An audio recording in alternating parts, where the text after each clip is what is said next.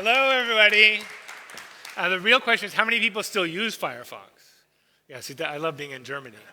I also am not from Silicon Valley. I'm from Toronto. And Mozilla is really a global community spread out everywhere, including one of our biggest offices is here in Kreuzberg. So great to be here with you. Republica is one of my favorite places to be. So, yes, I am going to talk about artificial intelligence and something about trust and trustworthiness, although maybe not in the way you might expect me to. Often, when people talk about trustworthy AI, they're sort of asking a question, what happens if this technology falls into the wrong hands?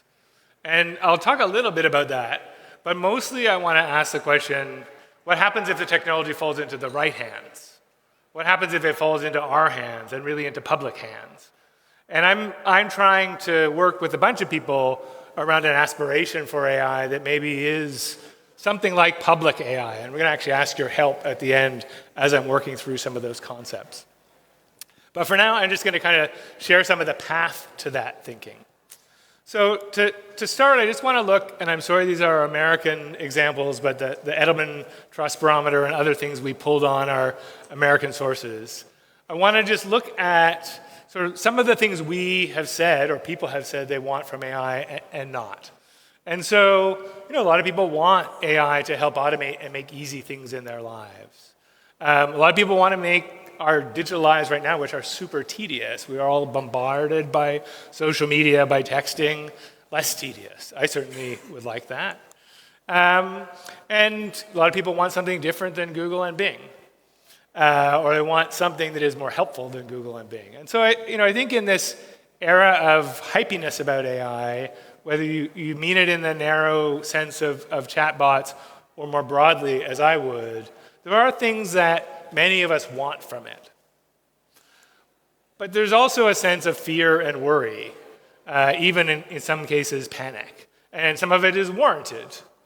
We are in, I don't know if it's the year of the most elections ever, but certainly a tremendous year of elections around the world, where also misinformation that we've seen driven by social media continues apace, and now with an ease of making synthetic media that we've never seen before in an election cycle that's this large. And we're also seeing this technology, or at least people's awareness now, that this technology is moving into things that actually can affect us physically, our bodies, whether that's our liberty to move, whether that's us actually in healthcare. And in that, a bunch of anxiety comes up, which is reasonable. And of course, as we automate, there's questions about jobs, in a sense that whatever's going to be created as labor savings is going to mean just we get fired, or our voice and our image or our intellectual property gets stolen. And that's a reasonable thing to worry about as well. So we're in a place where we want a lot of stuff, but also we worry. And this is a bit of a complicated thing to look at, from in the audience. But I think there's a difference in worry that really comes down to, do you trust who's in charge and what their intent is? So for people who think that the wrong people are in charge or they're mismanaging things, they're more likely to think that change is happening too quickly. The same set of people think that change is happening too quickly to technology and in society. And if you trust who's in charge, you may be a little bit more optimistic.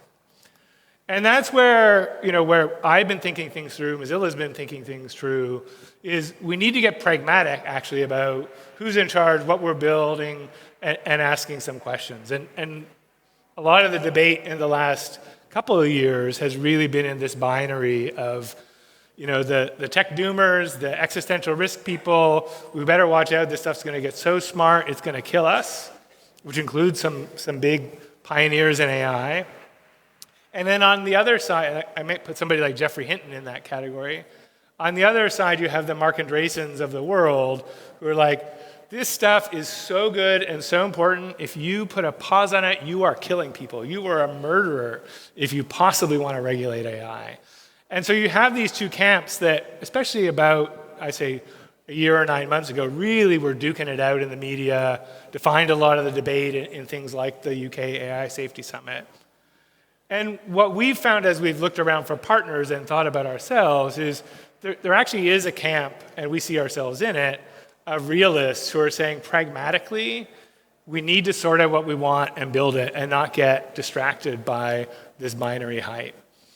And in particular, what we need is to look at what structural changes do we want to put in place, and I'll talk a little bit about what I mean by that, so that we actually get to the root causes of the things that we might worry about being amplified by AI, and also that we get the benefits we want. We get the things we want. We take away the tedium of social media or solve diseases or so on. So that's very squarely as I and others take Mozilla from being a public-focused organization working on the web to a public-focused organization working on AI, which is the transition we're in the middle of right now. It's about making those structural changes.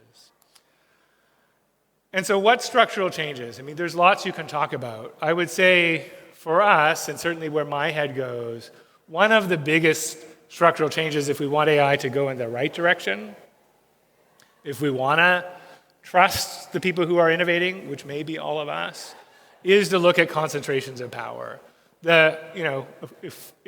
Where AI goes, how the technology is built, who you can get it from, is just in a few hands or one hand. That inherently is the wrong hands, in my point of view. And so I want to spend a little bit of time talking about concentrations of power and then go back to this question of what's the direction we might take AI to make it more in service of us. And I am going to take you back 24 years, because it's really the genesis of Mozilla around this time, to another era of technology where there was a huge concentration of power. Actually, I'll do another poll. How many people used Windows at some point in their life? Right, so that's nearly anybody. How many people here still use Windows? Don't be embarrassed. Well, it's still about half, but still not all. And we were at a point at the dawn of the web, through the late 90s in particular, where what Microsoft did, which it kind of is, feels a little bit like today, was try to take the web, which they resisted actually in the first few years, and fuse it into Windows. And it, by basically bundling the browser in really constrained ways with Windows. So you may not remember that, but that was really the case at the time. And the US Department of Justice came and said, no, that bundling is an illegal anti-competitive process. So one structural change that happened then was the government came and said, hey, you can't bundle these two things together because that's monopoly power. And to make that monopoly power concrete, but also to look at the other structural change that's needed, 2 years after that court case, Internet Explorer is still 92% of the browser market. And it's not just like they own a lot of it. It means they define what is possible with the technology. They bundle it so it's really, probably people remember getting this pop-up saying, this site only works with Internet Explorer. It's because the technology was so deeply intertwined to their platform that they just made it impossible to use the internet inside of Windows, which was the dominant operating system, without using their product. So that's what the government said was illegal. But even 2 years later, people don't have a choice. So you have to have structural change, certainly have guide rails, where you have the people with authority step in. But you also need to build something different. And that is where Mozilla stepped in. By the time you get to 2004, Firefox and then other variants of Mozilla, because there was a lot going on there, had started to take a meaningful share of the market, which was important not only because you now had a decision from the government, you now had an option, but that option actually used the open set of web technologies that everything that we sort of come to know, many of the things we've come to know today was built on top of, right? Without opening up that stack, you probably wouldn't have gotten Twitter and Facebook and Gmail, for better or for worse. And so the technology opens up, you start to see competition. And then, you see even more, not that Firefox looks like this today, unfortunately, but our goal really was to open things up. And in fact, the joke is, what's the best version of Firefox ever? And one of the answers is Chrome. Not because we love Chrome, but because the idea was to open up the system. And that is what's happened. It's also then contracted in many other ways since then. But I point this story out partly because it is an example of structural change. It's a place where at the level of the state, at the level of technology people can use, and certainly, through a different approach, using a community, a blended commercial nonprofit model, which is what Mozilla is, we were able for a time to shift the tide. So let's go back to AI, because that is not AI. I go back to today, like a fresh moment. Uh-oh. Feels like today, but it also feels like yesterday. So if we come into the era of AI, certainly the sense that I have and many have, including many regulators, is that we're back in the same place we were in the early 2000s. And actually, we don't just have one tech titan, we have a number, and we don't just have them across the web and the operating system, but we actually have them across a really increasingly complex value chain that makes up AI. So I won't go through all of those things, and depending on how nerdy you are, you'll care about some of those boxes or not. But just to say, the top 6 companies in the West Coast of America, in Seattle and San Francisco, which also are 6 of the 10 largest companies in the world, including the top 5 are amongst these companies, they control how the whole thing works. And again, that means they control what's possible. And in my view, if you just have a few people controlling what's possible, technology has fallen into the wrong hands, even if they may have good intent, although we'll get to intent in a second.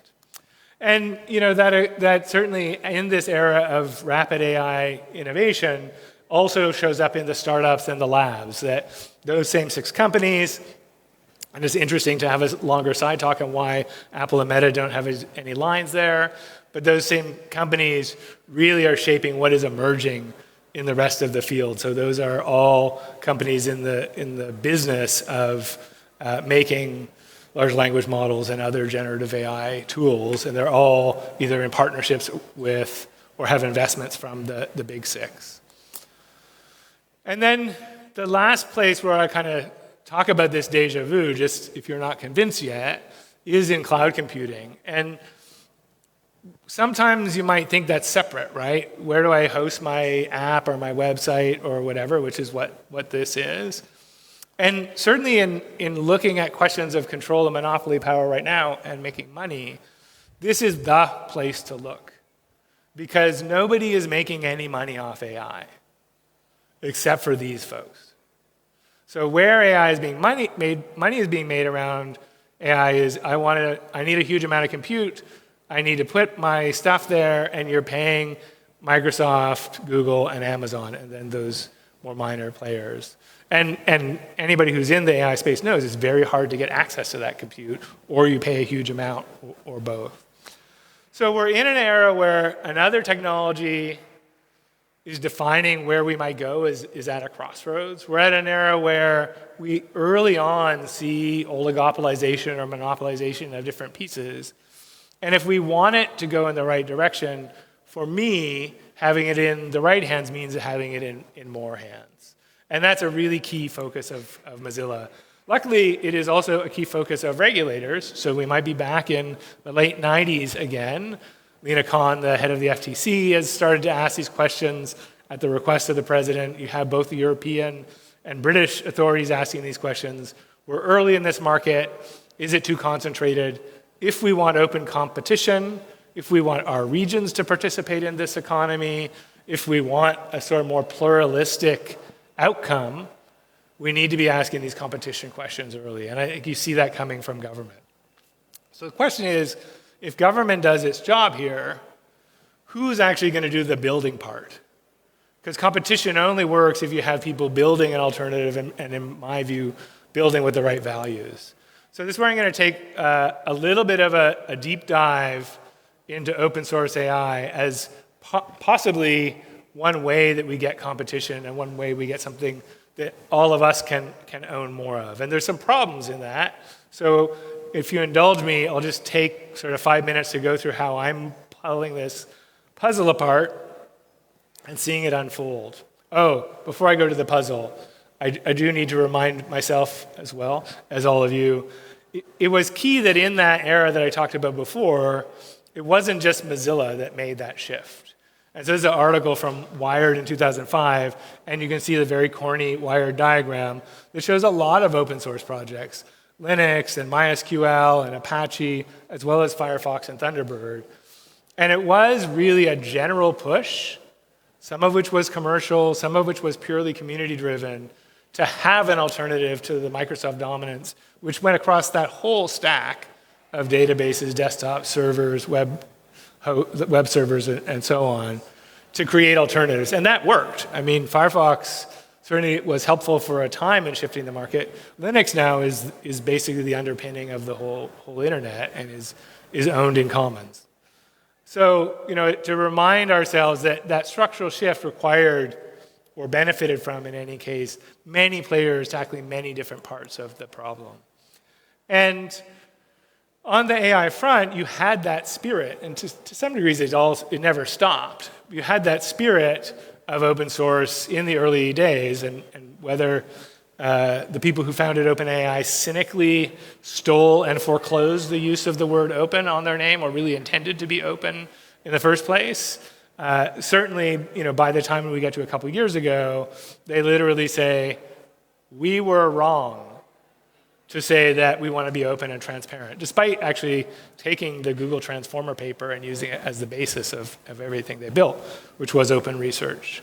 So the history tells us kind of banding together helped in terms of creating an open alternative. The people who really are defining the current era in many ways alongside the big tech incumbents are saying open is a bad idea. And they're also in Brussels or here in Berlin or in Washington or wherever, really calling out open source as a threat to safety and security as a way to foreclose it. So there's a lot of pushback on the idea that open could open things up over the coming phase. And so that's the place where we want to dig into what do we kind of mean by open source in the AI era and what could actually happen with it in terms of opening markets and promoting a more trustworthy environment in this era. Okay, so now I'll go through my little tour that I advertised a minute ago. So if you want to ask the question, who's building AI, and how does that layer into that concentration of power question? One question you might ask is who's building open AI, open source AI? Sorry, I did it. I got trapped. And who's building closed AI? And that's a helpful thing, and I'll do that in a minute. But as Meredith Whittaker, who runs the Signal Foundation, makes a Signal messaging app, and others have pointed out, open also can be something that really has a lot of corporate capture in it. Isn't necessarily something that works in the public benefit. It can, but you kind of have to have intent to have it work in the public benefit. Otherwise, open just lends itself to being the plumbing of the richest companies of the world, which it also is. So I've increasingly started to kind of look at this question on two axes. One is open and closed. Certainly open is important to us. But always from the beginning in Mozilla's incorporation as a nonprofit, in the Mozilla Manifesto, there's also the question of for what? And for what for us is that there is a component of the digital world that has to be done for public benefit, governed in a way that ensures it's for public benefit. And then, of course, we're not against commerce. We also run a browser that makes money. And so I started, as a part of asking this question, where do we go next?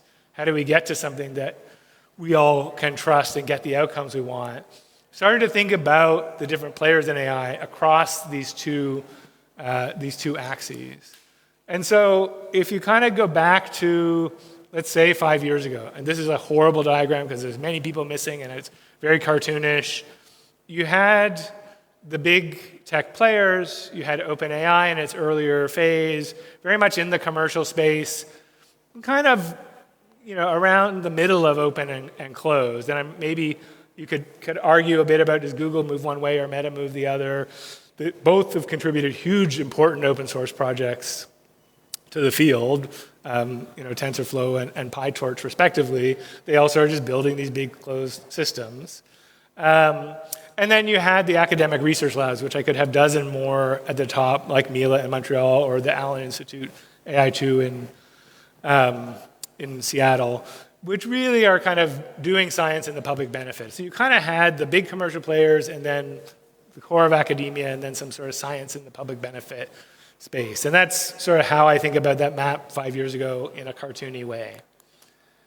You then start to see, I don't know, between 5 years ago and 2-3 years ago, pre-GPT, 3 announcing and ChatGPT coming out, another set of venture-backed players growing at that bottom, coming out of some of those companies, some of them you'll be familiar with, as well as you actually start to see up in the closed area, a set of people who are oriented towards safety, auditing, sort of what does AI work like for humans. So whether you know Anthropic or Inflection, they're venture-backed West Coast US companies oriented towards safety or oriented towards AI that's more under human control.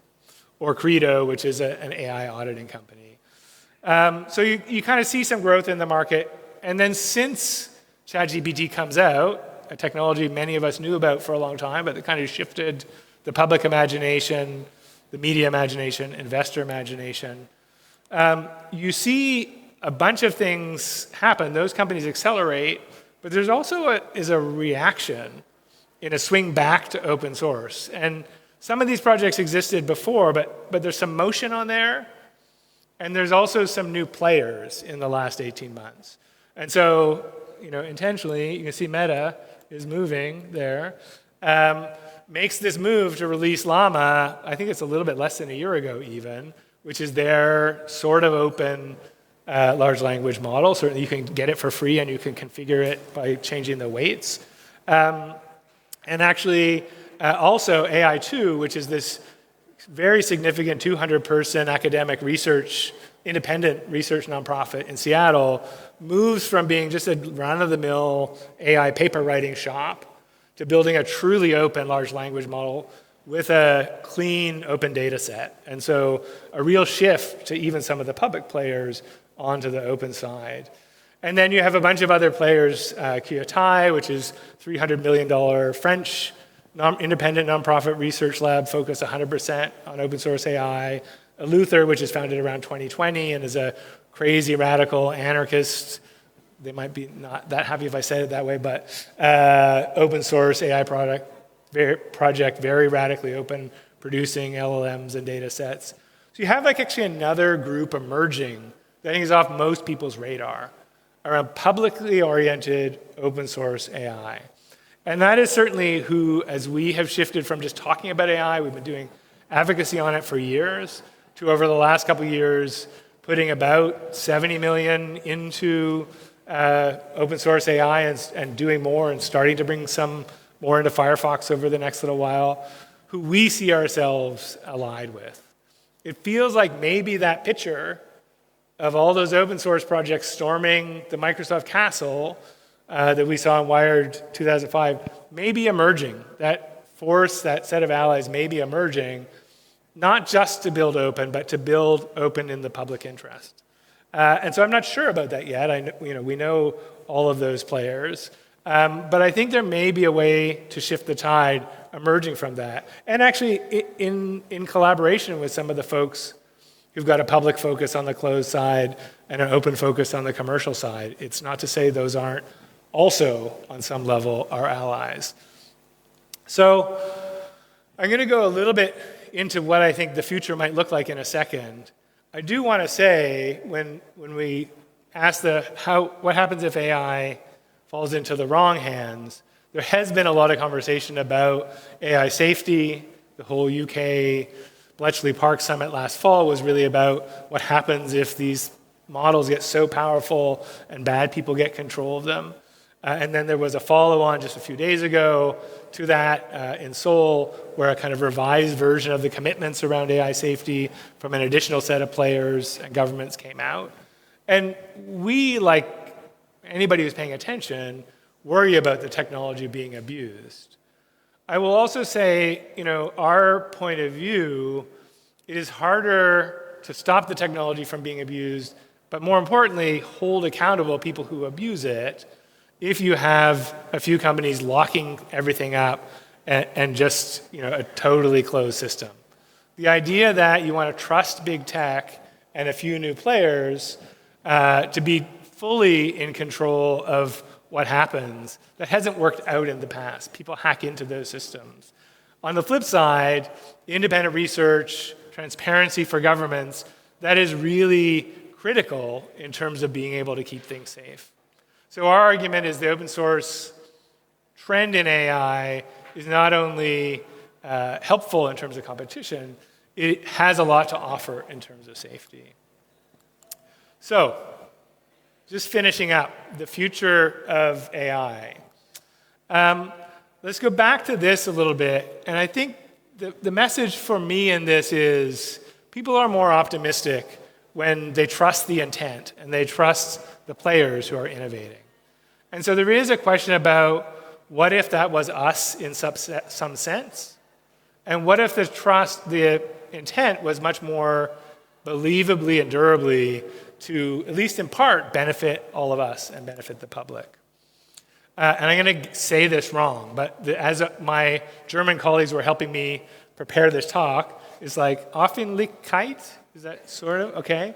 Is an interesting word in that it is about the general public. Imagine the general public being in control, but it also has this opening element to it. And for me, those things actually combine. If we want AI to head in a direction, if we want technology and society to head in a direction in the public interest, we need to look at having a public intent. And so, that's something we know how to do. We just don't know how to do it yet for this era. So if you think about the water system, the electrical system, television, radio, books, and then libraries, we actually figure out how to apply public intent, standards, balance the public interest with commercial interest well into the era of these inventions, right? It's not the beginning that we have public television or a standardized electrical system. And a thing, mostly because I'm a cyclist and a driver, I often think of as another corollary is bike lanes. Right? Bike lanes certainly have been around for a while, but they really come as a public innovation at a point where we want a different balance between roads dominated by one of the biggest industries in the world and a piece of the road for us as human-powered energy. And the point of this is we can choose to put parts of the system in public hands, change how they're used. We know how to do that. So how do we do that, and what do we want in this era? And that's the thing I'm sort of struggling and working with. And so the question to leave you with is, how do we put AI in public hands, in the right hands, in our hands? And certainly a lot of those players who I had in that top right quadrant, that's what they're trying to do. They're trying to build all those layers of the stack that are dominated by all those companies in an open way in the public interest. And my question is, can we actually have that snap together? Can we envision, I think we can, a version of AI that is public AI, that is ours, and can we use this moment to build that and not just accept what's coming down the pipe from the west coast of America? So I'm interested to hear your answers to that question. Can we build public AI, and what do you want to build? Thanks very much.